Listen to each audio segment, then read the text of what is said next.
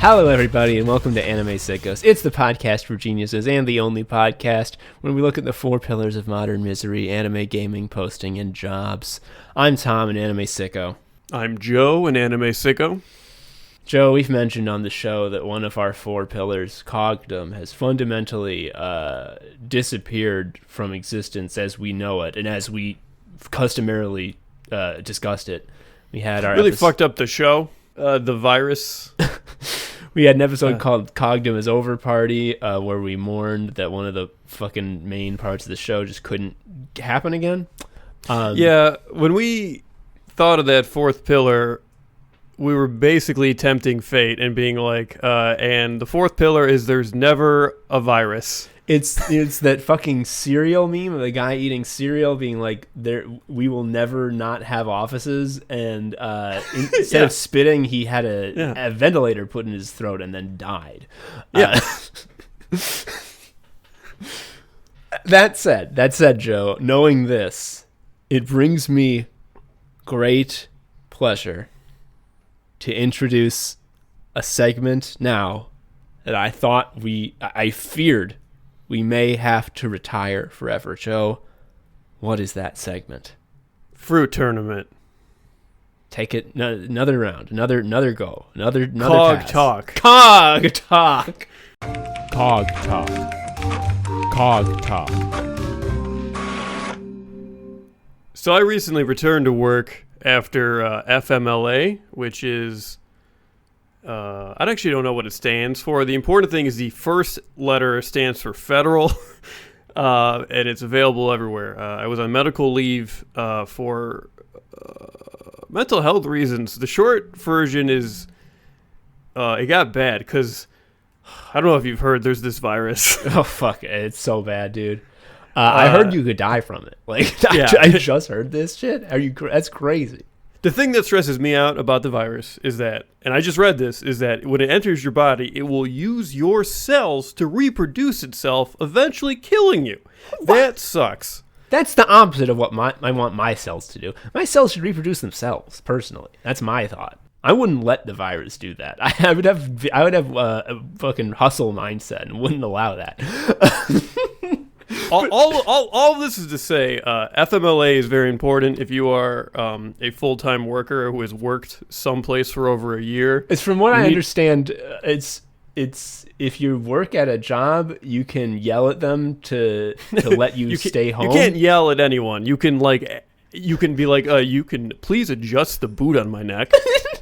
You can't yell at anyone. You can politely ask and fill out paperwork so that the boot is removed for a short period of time, and then they can't legally do a reprisal at you for asking for that boot to be moved, right? Correct. Okay. Yeah, correct. And so here's the state of the issue. So I'll just lay it out so we have like a sense of where I was. So I'm like 5'9".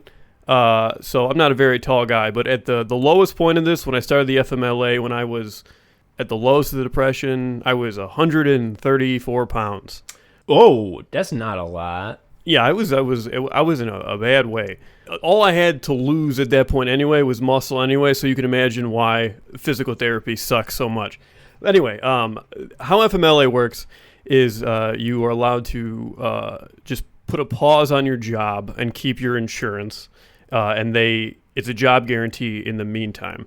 All of this is to say, that situation I was in, where I couldn't eat, everything tasted like shit. I had mental health problems that were on top of this, in addition to living in the Hellraiser cube. It was just like it was fucking rough. The only way I was able to fix myself, or at least improve in any way, let's say. Yeah, like, okay, so I built a shaky structure. The only way I was able to do this is because I was able to stop working. Like, stop actually working. And not like this half thing where it's like, oh yeah, take the afternoon when you need it. I mean, like, actually, like... Like, you didn't check your email. Like it was disconnected from me. Like that. Like most companies of a certain scale have things in place when people go on FMLA that like you'll just get cut off, and it's not. The reason it's like that is not to make it so you don't get bothered. It's actually to protect the company, because like they're not supposed to contact you in any way when you're on FMLA. So they do that to also protect themselves, because your boss can't be like texting you while you're in FMLA about things. Like you are off, you don't exist. And there's actual like legal repercussions for doing that. You know, most of the time I don't think being deprived of something, having something taken away from me would be a good thing, but just like the idea that my work email, like I couldn't check it, is like the most like I'm about to cry just thinking about it. When I stopped hearing the Outlook noise all the time, I was like, oh, okay, cool. I like it silence is nice. I can put on rain sounds from Spotify. And so okay, when I heard that Joe was doing this, obviously I was so happy for my friend doing what's right for him, and he would tell me, oh, it's so much better. Oh, not having to work, I feel like I'm finally able to heal. And I was like, Joe, that's incredible. But in my heart of hearts, I was thinking like, this is just, honestly, to me, this is just Joe being Joe. You know, he's got his special brain. Things hit him harder. I know that. I respect that. But, you know, I mean, like, it can't really be that big a deal. Like it's like already like do time theft for half the day when you're working remote. I mean, like, how big of a deal is it really? He's probably exaggerating. He's probably, you know, one of those things. Then, just cause I was feeling like it, I took 3 days of PTO, a Wednesday through Friday, giving myself a 5-day weekend, and oh man, Joe's right. Holy shit, you fucking hit the nail right in the head with that one. Not working is incredible. Yeah. So it was a 5-day weekend for you. So at the start of it, I was basically like, all right, today your goal is to eat an egg. like real basic stuff, because I was like at square one. And the fact of the matter is that is not a thing you can fix over a long weekend, right? But that's the most like you get to hope for generally. It just felt like for the first time in my life I was able to get off the treadmill. And like the purpose of the treadmill is not like to power anything. The treadmill, you have to keep walking on it because like it's suspended above the shit pit from Decadence. Yeah, like what we came to understand doing this is that like it's easy to know, and especially, and we sure knew it. We spoke about it at length. How your shitty computer job is a pointless treadmill that does nothing. But like actually stepping away from it, like really away from it, and like getting perspective, makes you realize that like what it really is. I'm about to do the title drop. What fucking cog work is just the life removal machine. Actually, life is the life removal machine. Oh, well, but like, yes. Work is a huge part of that. Work is where it's most potent. Fuck. Shit. Yeah. So everything I said about FMLA, of course, applies to full-time workers only, which is why something like the really awful app victory. I don't even remember the proposition in California, but basically it was Proposition 666. It was Proposition. There was just a picture of a skull instead of a number. And on the skull, there's a tattoo of a Postmates guy getting beheaded. So obviously that being codified and the carbon copy legislative pushes in other states are bad because independent contractors have less legal protections. But like the thing I just said about FMLA is a federal it's a federal guarantee. It costs your boss nothing to give you this benefit. They don't have to pay you while you're on FMLA, but they can't get rid of the job. But you cannot use that benefit if everything is reclassified as a meat. Yeah. The reason I bring all this up is to preface that Tom and I are talking from the perspective of full-time employment, which is going to be I don't know, an endangered species in like 10 years fully. Man, 10. Like, I mean, it is now. I don't want to make it sound like, yeah, things are great. But everything we're saying right now, things will continue to be turned into apps where you get to yell at someone you never meet. We say all this because as much as we are hooked up to the life removal machine and we hate it, like we still have one of the handful like single digit benefits, which is we can safely and without dying unhook ourselves in the life removal machine every once in a while. And it really, I can't like, oh man, I knew it would be good to take time off, but it was like, it hit me in a profound way that I really wasn't expecting. It was insane how good it feels. Like, I couldn't believe it to just have a couple of days where I could just wake up and I could be like, today, I'm going to just do some shit that I want to do. And it's not even, I don't even have to worry about it being Sunday tomorrow. And waking up on Sunday and being like, oh no, tomorrow's work. It's like today doesn't even exist. Yeah, you felt this, and you didn't do anything different, right? Because of the plague. So you felt this sense of relief, and it wasn't even like you went on a journey. No, it was. Sorry, I know you want to tee me up for a conclusion that you have in your head, but no, it was extremely different. Like and I didn't think it would be, because I did the same shit I do when I do time theft, except just the fact that I didn't have a cord coming from my brain and being plugged into the life removal machine made it so that I was actually able to focus on and enjoy those things. I read chapters of manga every day, but like I'm distracted. I look at my phone. I have to go back to the fucking work computer half the time, and I could just not do that. I could just be like, I'm going to read a bunch of Kengan Omega. And I did. And I got to sit in bed. I put a big pillow behind my back, and I was very cozy. I made myself some tea, and I read manga in bed, and I felt very warm. And I didn't have to see if anyone was slacking me, and you have to go like, oh, sorry, I was eating lunch to justify the fact that I didn't respond for half an hour. It was crazy. Joe, again? It's once again our duty to remind everyone that, like, French people set cop cars on fire if they try to cut sex breaks.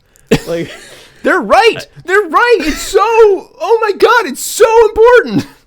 Not sex breaks, particularly. But like, just the break part. The break part. Just revisiting the Freedom Fry era, the 2000... era where, like, you know, we yelled at French people for being cowards, for not wanting to do big empire in the Mideast.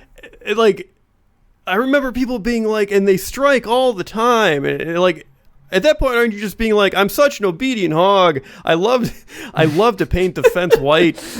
I love the life removal machine. I want it to always be on. I never want to turn it off. I can't get enough of the life removal machine. I saw a video of some French CEO who was in charge of some major airline, and he cut pensions or something, and like a bunch of people just like jumped the fence and pulled him over the fence, and like he reappeared naked. I don't know if that's like how French people like mob people, I don't know, but he definitely, they cloned him, and the nude version came out of a tube with his brain edited to not cut pensions. Yeah, and no one here will mobilize to save pensions because most of them are already gone. I mean, and also, the fact is we don't have a lot of life in us because of. I'm going to shock you with this, but it's because of the life removal machine. If you're hooked up to the life removal machine, which is again work. And also life in general. But if you're hooked up to the life removal machine, as we can attest, you're just sort of like at 40% at maximum. Like you don't know it. You think that like, I'm me, like I am who I am, and this is my normal state, but I'm just a little bit worn down because of this work thing. It's like, oh no. A lot is actually being taken from you. Probably most of you has been taken from you by the life removal machine. Here's an illustrative example I think that really will shine a light on shit. And especially it shines a light on how people don't really realize that they're on the life removal machine. So a couple of days ago, like maybe a week ago or so, there was a viral excerpt from the New York Times going around talking about some new app or whatnot, some new service. I think it's called the New, in which creators and influencers can sell shares of their time, meaning that like people, randos, can just buy shares of your life and tell you what to do during that time. So they'll like buy an hour of your Wednesday night and they'll tell you like, you gotta like cook on stream for me. I want to see you cook. And everyone was like, damn, this is Black Mirror. This shit's awful. This shit's awful. This is a slippery slope. We crossed this line. Oh man, society's fucked. And for a second I saw that and I was buying the line. I was like, oh golly, it's scary. Then I saw Sicko homie, great Sicko homie, boys chat participant Tom McHenry pointed out, my job already lets the bosses monetize every aspect of my life and tell me what to do. They already bought all my shares when they made having a job a prerequisite for getting medication. Mm-hmm. And it's just like, oh shit, fuck. Yeah, but your boss only does that for 8 hours of the 24-hour pie. You see those two other thirds, right, currently being unmonetized? No one is telling you to eat an orange. The other thing that sucks about that is that's basically the Dave Eggers book, The Circle, and that book really fucking blew. It was a really ham-fisted, like, what if computers, man? Like it was just sort of like in the I Think You Should Leave sketch where they start saying we're on our phones all the time. Like that book was like a long version of that, kind of. It was just like, damn, how come we used to be no one went on a computer? Used to be people played outside. Yeah, you're right. You're right that there are unmonetized hours in a workday. Again, you try to undermine the point of the episode. The point I'm trying to say is that people thought that this was some shocking new Rubicon that society was crossing. And actually, no, it's been the standard way for our entire lives. Having all the shares of your day purchased and you were required to sell them is just the standard. You gotta plug yourself into the life removal machine. People who don't have to work because they like already have money but like continue to do so because they love hustle or whatever, their brains are bad. Like we need to get an MRI on those things. They're broken. They're okay.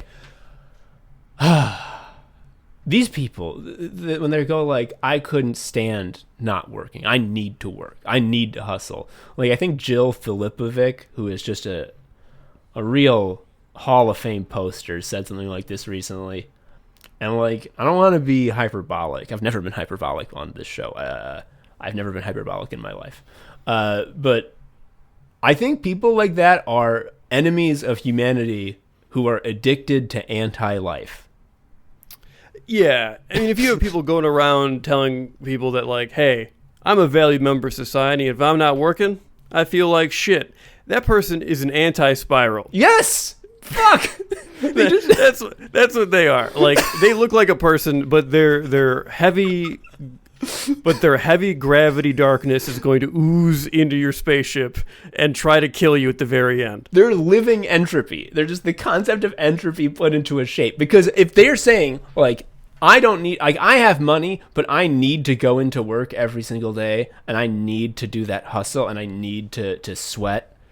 What they're saying is, like, well, if I need to do it, and I'm rich, your poor ass certainly needs to do it. It's out of the question to conceive of unplugging you from the life removal machine. I mean, if I'm not even unplugging from the life removal machine, certainly you cannot afford to be unplugged from the life removal machine. Stop asking to be unplugged.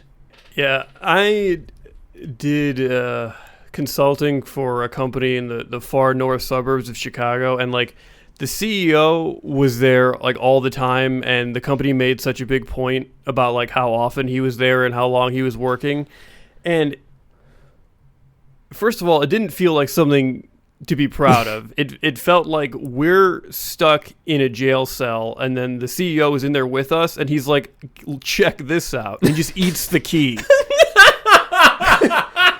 It sucks. And like, I was not comforted by it. And also experiencing like that, like company propaganda, I guess, or that charm offensive when you are a contractor is very weird, because like, unlike being an employee as a contractor, like consultants don't have to like believe in the mission to do the job. You know what I mean? Yeah. So to get that as sort of a more impartial person was like really wild. Holy shit.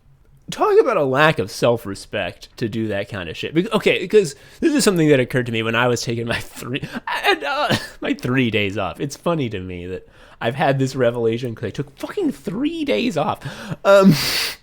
Yeah, imagine all the things you could think and discover if you left your home. I mean, that too. Even if you saw a bug, imagine what might happen. I don't even notice that I don't leave the house anymore. That's like my normal life. Maybe it's another sort of level of I don't even see how much is being taken away from me. If I'm not working and then also can go outside, that's something else. But what I came to realize as I was fucking off of work, and like I didn't do a lot of shit constructively over those 3 days. Like I read a lot of manga, I did some cooking, I cleaned up a bit, I tidied the house, I could sleep in. It was fun. One sort of thing that I did that was constructive is I haven't talked about this much because I don't like to post about stuff that is in progress. But like a month ago, like I bought an electric piano because I'm just like, I'm gonna fucking learn how to play music. I'm gonna do it. I've wanted to do it, and I'm gonna do it. And I could just like practice for like 3-4 hours, and it felt really good. I didn't feel like I had any time pressure weighing me down and distracting me. I was able to, work through difficult parts and actually feel myself getting better. And I looked forward. I was really excited every day to start again and see how much I've improved and try to take on a new challenge. And it led me to understand that anyone who doesn't have to work, with regard to basically any life goal, any achievement they could possibly want, they're like just 90% there already by virtue of not being plugged into the life removal machine. Correct. Like you see a lot of fucking like young celebs, like who's this new celebrity, who's this new singer or this new actor who's like the it thing, and it's always like without fail someone you know's son or daughter. It's always someone whose parents have Wikipedia pages.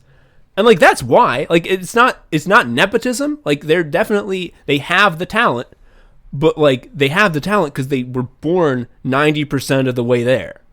I think of an anecdote I read about like Ben Stiller, like growing up and just like living in a house that had professional comedians and actors in it that made movies all the time. So like by the time he was like 16, he like already had like the language of a fucking adult. That's kind of like what it is. Like he already had opinions about different catering companies. Yeah, I mean, like, yes, like he had inside comfort and access and weird anecdotes that I'm sure he got to impress people with that like is starting at that 90%. Yeah, and it's a really infuriating thing to realize because, like, think of, all the art and work that we've put out that we're really proud of. Think of all the people we know who we really admire and think are, like, really talented, unique voices who've made things that we love.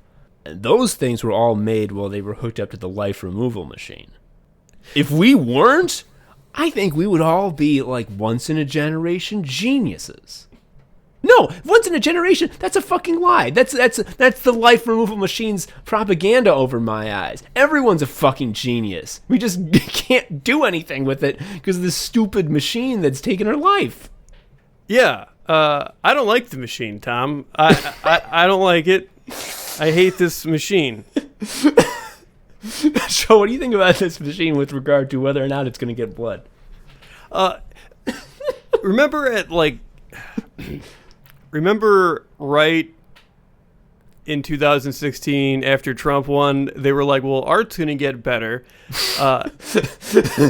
Obviously that was wrong, but like let's examine that sentiment. The machine was still intact in 2016, of course. So what they were saying is like, the life removal machine you're hooked up to, well, it's going to make some scary noises. It's going to be on fire a little bit, and you're going to make some funny jokes as a result. Yeah. It's like, so the life removal machine, that's actually going to start sucking way harder. It's going to take a lot more than you're used to. So obviously that's going to leave you set up for success with regard to extracurricular art creation.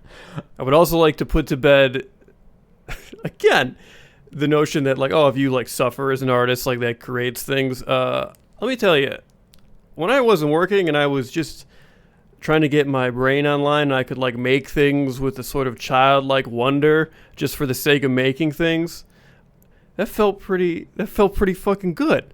Yeah. I was looking at your tweets. They got funnier. They got real funny. I'm up at 6:30. I've already done yoga. I'm eating my stupid breakfast. I'm thinking about Goku. It's like really nice. And Joe, the thing about how stunningly immediately helpful it is to just not fucking work to your mental health and sort of physical health as well, is that every job nominally offers like wellness options. Yeah, so that's a trap, right? So the problem is the treadmill, like we're on this blood machine or whatever. What is this metaphor? We're on a treadmill that ends your life. Is that what it is? I think of it as more, there's just a huge cube with a bunch of plugs coming out of it, and we have to stick a plug in our head 8 hours a day, and the plug sucks life up out of us. It might also be a treadmill. So I'm going to go with the treadmill visual because it's important for articulating why workplace wellness is an issue. At the start of this, I said what allowed me to get better is I was able to stop working. That is objectively true, and in the case for most people, they will get better if they are not also having to work. A wellness program is like, man, I got to get off this treadmill because it's killing me. A work wellness program is like, what if you kept 1 foot on the treadmill? And there's a conflict of interest, and it really is. And wellness as it currently exists doesn't mean anything. I'm not saying it's fake. I'm saying that the term wellness has become very diffuse with meaning. Like, I've seen wellness being used about like clinical therapy with like goals, and also used in the context of having an orange. I mean, for work, for fucking jobs, I'm convinced that the wellness shit is just plausible deniability. It's like, if someone like loses their minds and has a breakdown, they'll just be like, damn, that's too bad, but like, how can it be our fault? We offered wellness. Yeah. Mental health resources at every big company just send you that annoying balloon guy's post. They do. They're like, you got to check this guy out. Also, he's your boss. Yeah. Now you feel good now, right? Okay, now plug back into the machine. Did you see that very reality-breaking video of someone filming the guy setting up the shot with all the balloons? Oh my God, it was incredible. He said, everyone on Twitter thinks you're a dumb nerd. And I was like, I do think that. Speaking of useless, this isn't work related, but I gotta talk about this. Speaking of just useless wellness shit that just apes the sort of shape of it and doesn't actually help in any real way. I went to therapy for a while because I was like, I should go to therapy. That's a thing I should do. And I stopped going to that therapist because what I would do is I would go in and I'd be like, hey, so like generally, like I'm feeling okay, like I feel good about myself, and I'm like okay in that way. The problem is that there's this life removal machine that I'm hooked up to, and the therapist was just like, "Damn, that's wild. Have you listened to Longmont Potion Castle?" And then I stopped going. Yeah. Also, the machine lets you see that guy. Yeah. He was in network, to be clear. Yeah. And like also, forget the reason that I took the PTO, the reason that I decided to just take 3 days with no reason, is because at our job, part of their sort of like wellness offering is that they're like, hey, everyone has unlimited PTO, no questions asked. And honestly, we want you all to use it more. Not enough people are using their PTO.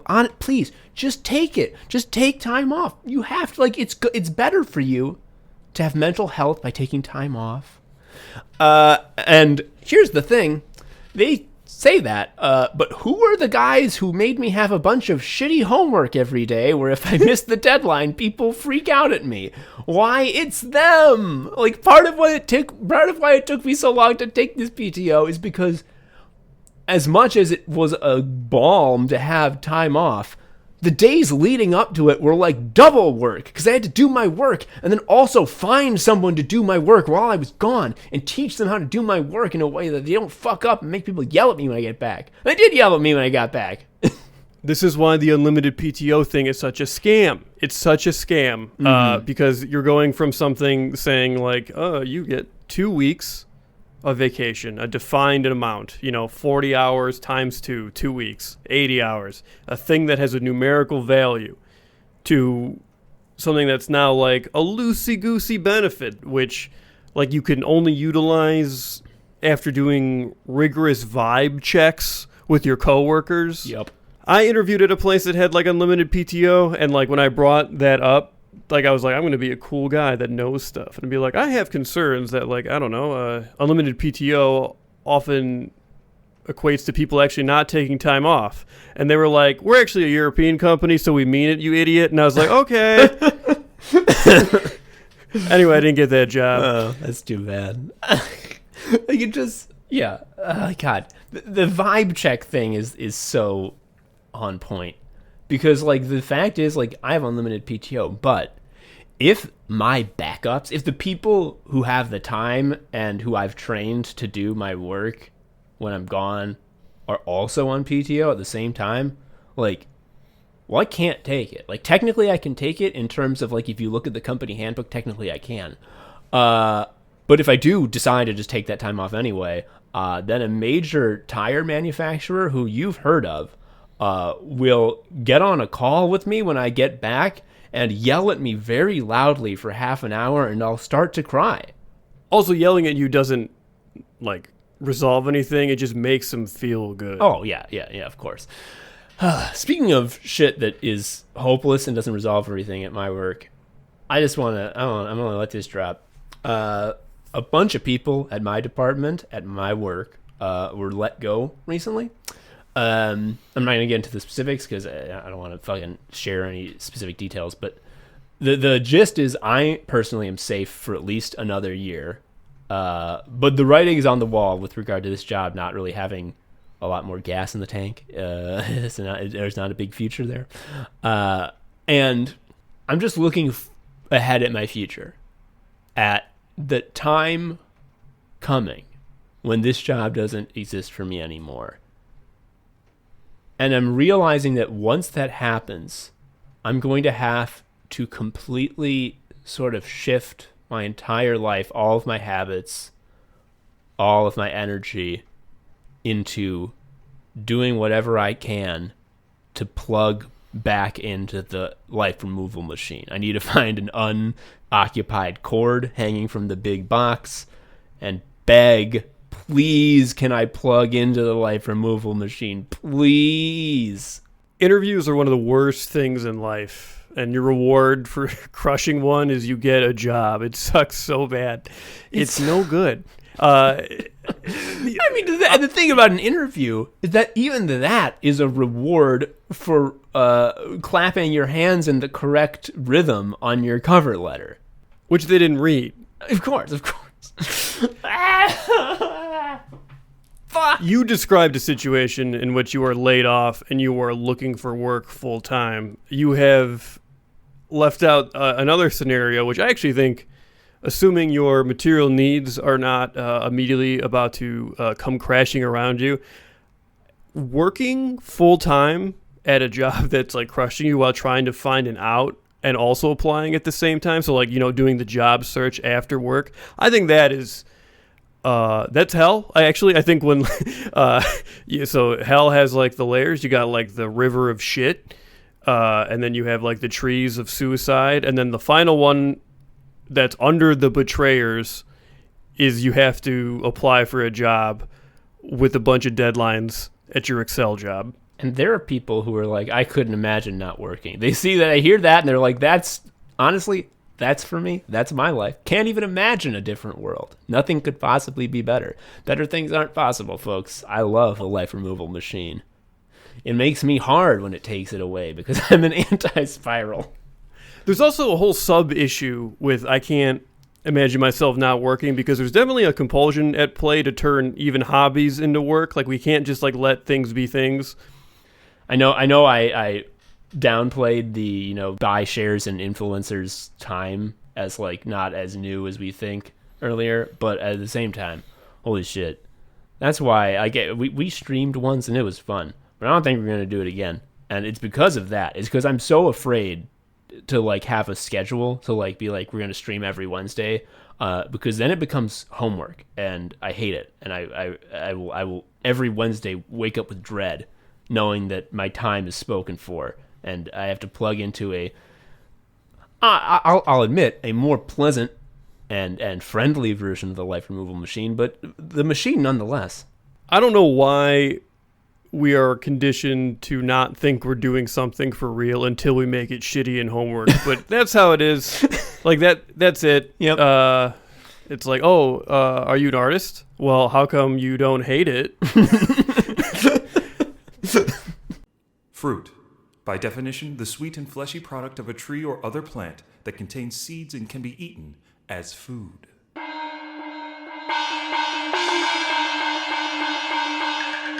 "48 combatants have been selected. 2 sickos will judge them. 1 will be crowned greatest fruit under the heavens. This is the Fruit Annihilation Tournament!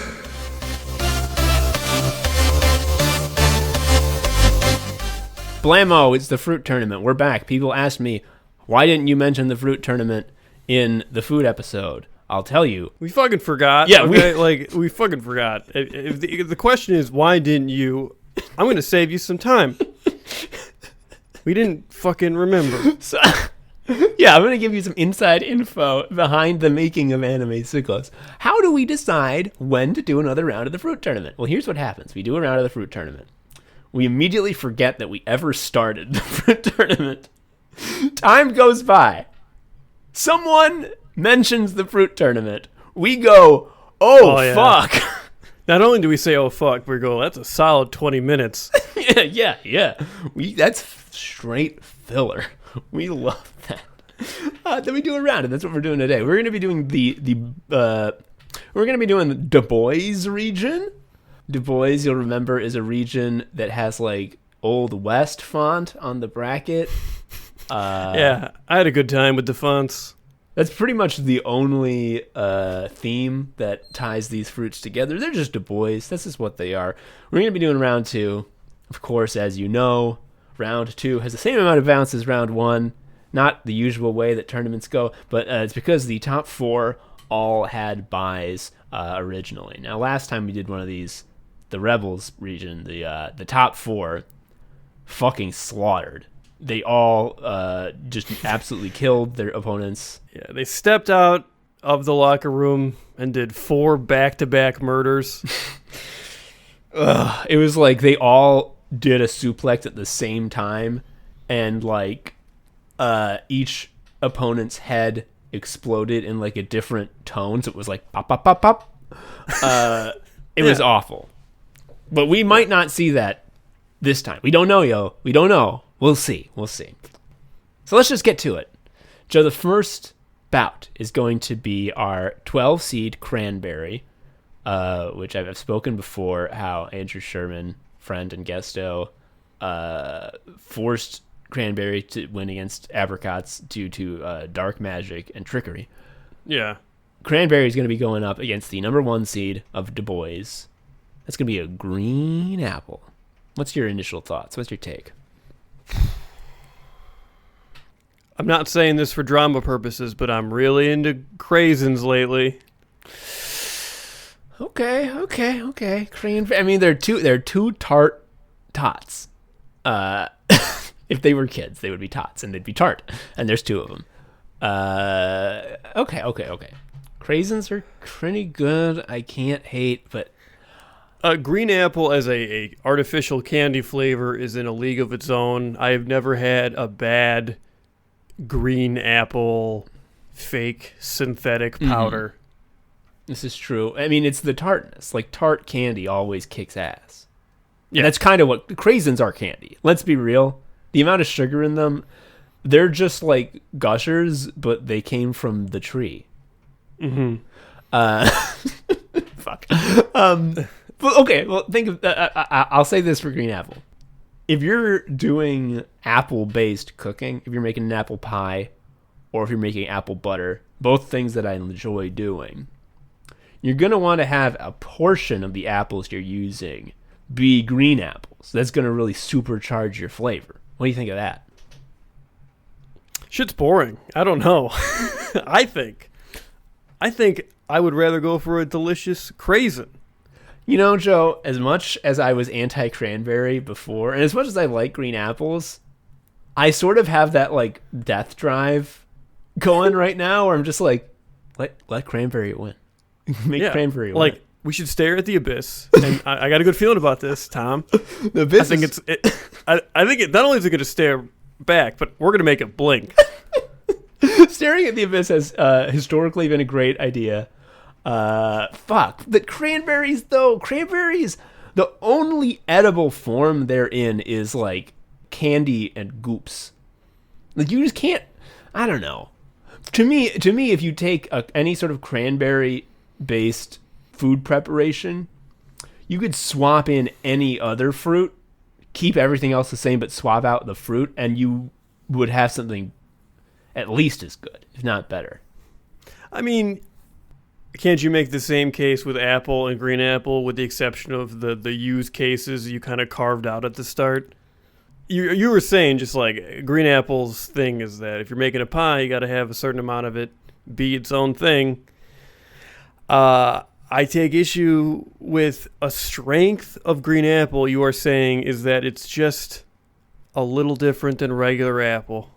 Just a little different. I mean, the flavor's quite different. They're okay.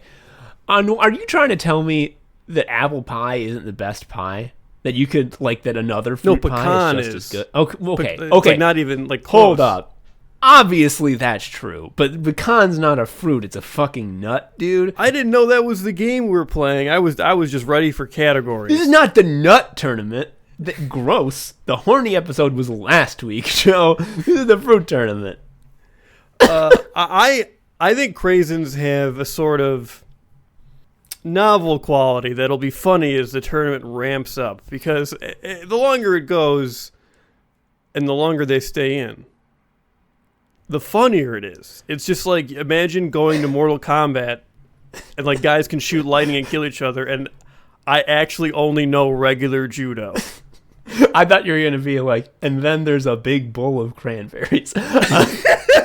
That too, yeah. Joe, I'm willing to give you this only if you promise me that you will not push for cranberry to win the whole thing. No. That requires a long-term planning. Fair enough. Okay.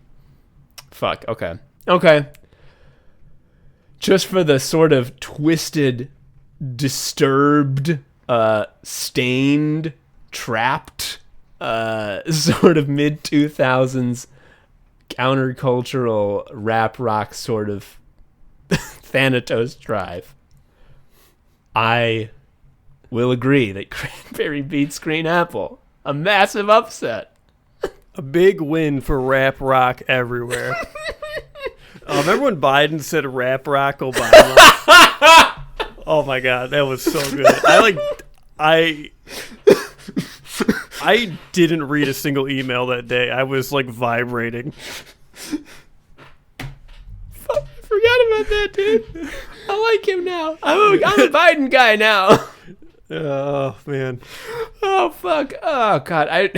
Let's move on. The next bout, we got our 4 seed, Blood Orange, against the 10 seed, Bitter Orange. Now, first, I do want to say before we get into the discussion, I'm just going to say what we're all thinking, especially after Green Apple being said in the last bout. How come there's so many individual combatants that are just variations of other fruits that are also present? Fuck you. That's why. There was a fruit council many years ago, and there was a rupture, all right? And we are now seeing the political fallout from those events. Yeah, if you're sick of it, call Vatican II for fruit, and then you can fucking sort it out with all the other cardinals. But until then, we got Bitter Orange versus Blood Orange. Joe, what's your thought? I'm going to go with Blood Orange. What did you tell me about Bitter Orange? Here's my thinking with Bitter Orange. If you're giving me 2 choices, I'm going with the necromancy one. Yeah, I mean, it seems almost absurd to ask the question because, like, one of them's goth. As opposed to, like, tart, which has, like, a certain, like, flavor profile. Bitter generally, I don't know, bitter, do you think bitter ever has a positive connotation? Like, chocolate can be bitter, but I don't know. Bitter is good, not alone, though. That's the thing. Like, you're going to want to put your hops into beer, but no one would eat hops. Similarly, bitter orange is a crucial ingredient in many pleasant things. But if you were to cut up a bitter orange into fucking wedges and try to give it to your soccer team at halftime, they'd all die. They'd all just have heart attacks and die. Yeah, they'd become skeletons.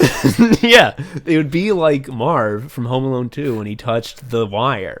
I mean, okay, this one kind of is unfair. This is a type weakness type of match because they're both oranges, one of which is like, I'm a supporting player who can do very unique things. And the other one is like, I have paid 100 V-Bucks to get a premium skin that makes me goth. And it's like, well, that one is really cool. Yeah. Remember? Goth wins. Yeah, like, I will vote based on gothitude, and I'm giving it to Blood Orange. Yeah. Also, Bitter Orange, who cares? Yeah, I mean, part of my argument for Blood Orange, or rather for Bitter Orange, was that in fucking Spain, where I visit sometimes to visit my in-laws, there are wild bitter orange trees that look very beautiful. So, like, one of the things in Bitter Orange's favor is their visual look. Blood Oranges look goth, so, like, they got him beat on one of their strengths. I do want to say, I want to bring this up because I just remembered it while we were discussing this. I don't even know if you remember this. Back when I don't. Back when we were able to record Shuffle Quest, when we weren't in Hell Plague World, the two of us did a 2-person bonus episode where we played Honey Heist, where we played as bears who were trying to steal honey from a honey convention. Oh yeah, because the special honey, like, we had a roll to figure out like what the honey does, and it was honey that was so dark that it turns you goth. And we sort of like organically decided that like part of this universe was that like it was well known and agreed upon that like being goth is like the most powerful thing you can do, and that like once our bears became goth, we like developed powers.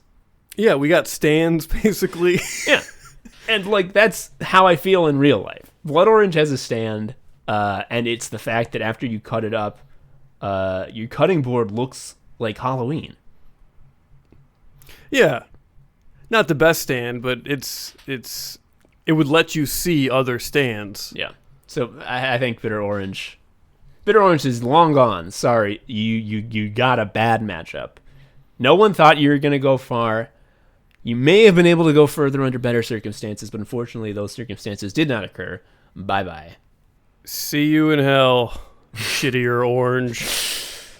Oh, all right, third bout is gonna be the 3 seed of blackberry versus the 8 seed of nectarine.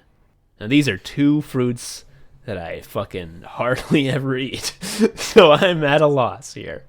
I'm going to acknowledge some recency bias right now, and I've been watching... Actually, I just finished the Great British Bake Off, and British people love their jellies. They love blackberry jelly. They're just, like, freaks about it. Is that a good thing or a bad thing? Because the British are weird toads. They for sure are, but, like... every time they made something that was jelly based, it looked appealing as opposed to like, I don't know, what do they put, like beans on a shoe? Yeah. Their usual shit. Okay. I'm with you. And I'll go one further. Blackberries have specced down the same skill path as raspberries, in that they both have that same basic shape, and they both are made of like a bunch of little orbs stuck together.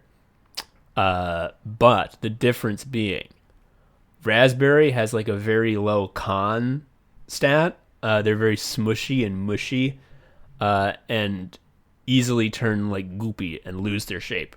Whereas blackberry has like a class bonus to con. Its con is like really high, and so it has that same like pleasing raspberry shape, but it actually like has some body. It has like a spine to it, which raspberry could never.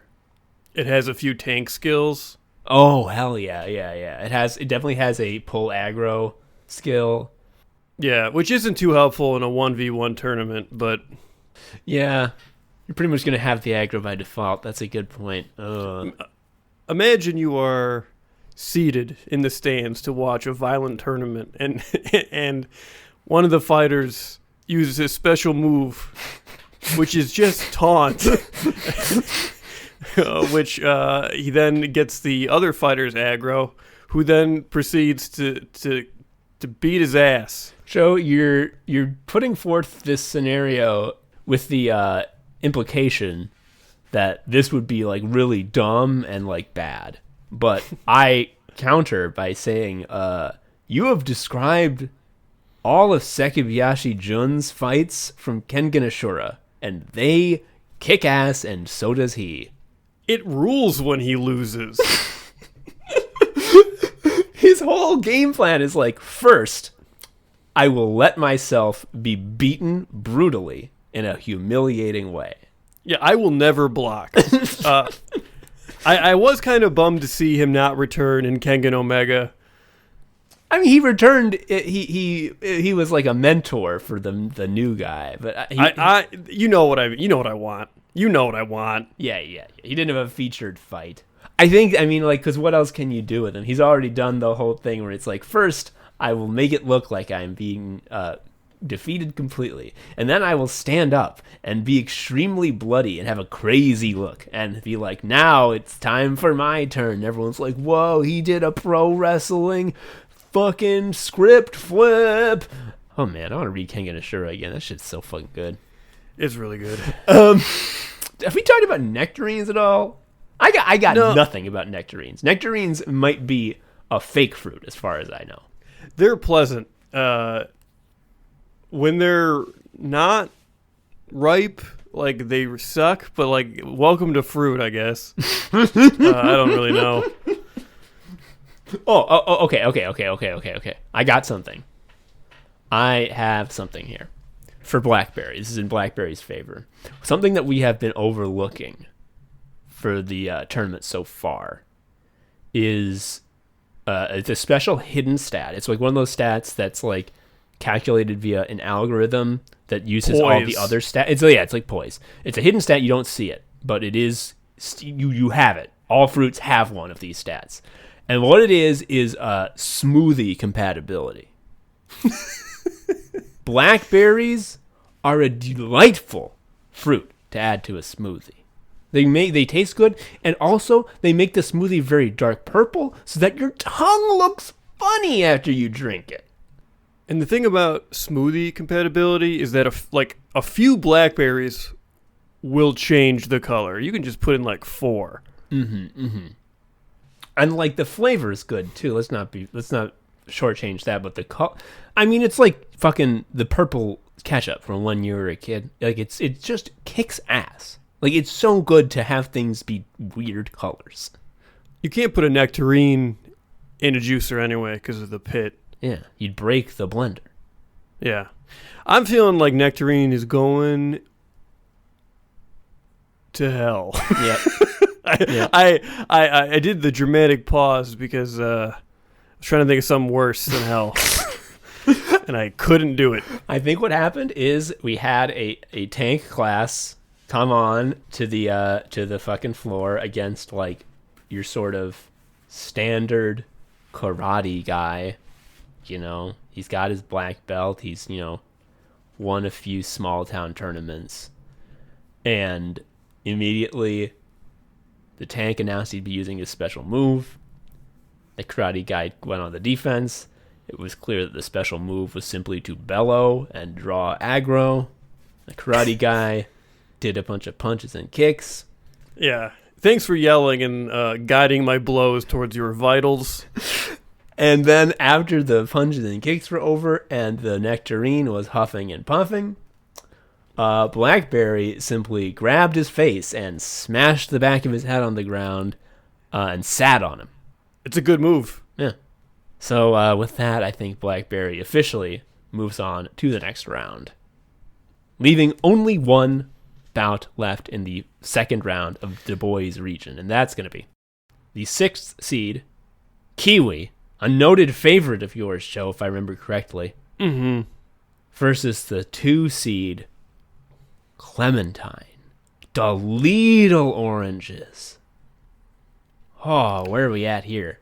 So this is actually a very interesting bout because this is sort of like an inter-home conflict for me because Winnie is obsessed with kiwis and she likes clementines just fine, but both of these things are always in my house is my point. These are both like killer fruits. Yeah. I personally, I love a clementine is like, I don't know what to eat as a snack, but like I have to do something in between things. Like it's the perfect, I gotta grab a piece of fruit between a meeting. I love it for that. I love to put, and this is not unique to a clementine, but I love tagine sauce. You put it on there, it's real good. They're both. Well, actually, I don't know. I've never traveled with the kiwi. I'd like to think that they're a travel fruit because like the outside is not wet, and I think you can eat it technically. We never found that out. But clementines are like a definite throw it in your backpack fruit. Now that's not relevant now, obviously. But they are almost apple tier in terms of portability. I think it goes apple, clementine, banana. Banana obviously can get smushed most easily of the 3 by your books or what have you. Yeah. Okay. And also, I do want to say that clementines, they're so little and cute, and and not only are they cute just because it's nice to look at the little guys, but it's also the brand what we buy is called Cuties. I love Cuties, dude. They're Cuties, yeah. Like even if there was another brand that was objectively better, it's like, well, you should have called that one Cuties. Also, they should all be Cuties. But just from a practical standpoint, you got your tiny little segments, and it's like honestly, it's like soda the fruit because it's just little. Like, what's actually in these fucking segments? There's no like structure. They're just water balloons full of orange soda. It's sugar water, yeah. It's so good to eat a clementine. And it's like a little project. Like, that's the thing about fruit. A lot of fruit is just fucking candy. But they make you do a little arts and crafts before you can eat the candy. So you feel like you've done your homework and then you get a treat. And so you like even out to neutral. Whereas with candy, you just are straight into the sin. This is why I actually like clementines more than regular oranges, because an orange is too much of a project. I lose interest. But a clementine, By the time I can like think of a reason why I should not finish this, I've actually eaten it. Clementines are the baby bell of fruit. Yeah. Ooh, is there any? Okay, I'm reading the room. I'm taking the temperature of what we're putting down. Really feels like Clementine is it's coming. Clementine is Imai Cosmo from Kengan Ashura. Clementine is a little baby twink that everyone's like, is that guy 12? And he's like, I'm 19. And it's like, you seem like a baby, dude. You can't fight. He also had a stupid bonus chapter where like you're like, oh, you gotta get your boner inspected. It was some awful. Like I hate the fucking extra content in that. It's so awful. Every fucking bonus chapter and like 4-panel comic in the end of Kengan Ashura is always like, what if the characters you loved got horny? And be like, I would hate it. That's what would happen. Okay. Fuck. I think I mean, are we ready to just end it? Is Kiwi have anything? Like, Kiwi has my undying affection by association because my girlfriend loves it, but that is not as tangible as a sack of cuties. Sack of cuties. They're so cute. Also, and again, this is sort of beside the sort of main thrust of the fruit, but I do not believe that the kiwi allows you to have as viscerally satisfying an experience as you can have if you are able to begin peeling a clementine and remove the entire peel in one single piece. Yeah, that's the platinum trophy. When you can do that, like you can honestly throw the fruit away because like you have won a special prize and like the fruit is secondary at that point. I'm about to put forth a related image that's going to disgust you, but like when you peel a hard-boiled egg and you can do it in one thing like that, I get a similar feeling. As much as I dislike a hard-boiled egg, Joe, it does not take much imagination for me to visualize the joy that would bring. I am with you on that. Yeah. Eggs are fruits. Let's not go that far. So Clementine wins. I think it's in the books, folks. Clementine has triumphed over Kiwi. And with that, the second round of Du Bois region is complete. And, we did not have a repeat of the Rebels where the top four all won because Green Apple, the top seed, lost to the joke combatant. It lost to Dan from Street Fighter. Ryu lost to Dan. Ryu lost. He's like, damn, his gi is so nice. Fuck. That was lovely. Now to forget about this fucking thing until like next month. Yep. Sicko mode, sicko mode, sicko mode. Sicko mode, sicko mode, sicko mode. Sicko mode, sicko mode, sicko mode. Sicko mode, sicko mode, sicko mode. All right, Tom. I'm ready to make a deal with you. Mm-hmm. I'll let you do a One Piece episode. Yeah. If you win the coin flip. So heads, we'll do the One Piece episode. And then tails, I just become a QAnon guy. Okay. I just think like this would be like a bad time, I think, in the timeline to sort of get into that. And you're fine with that? Yeah, flip the coin. You just like know like I like when I get into stuff, I like get really into it.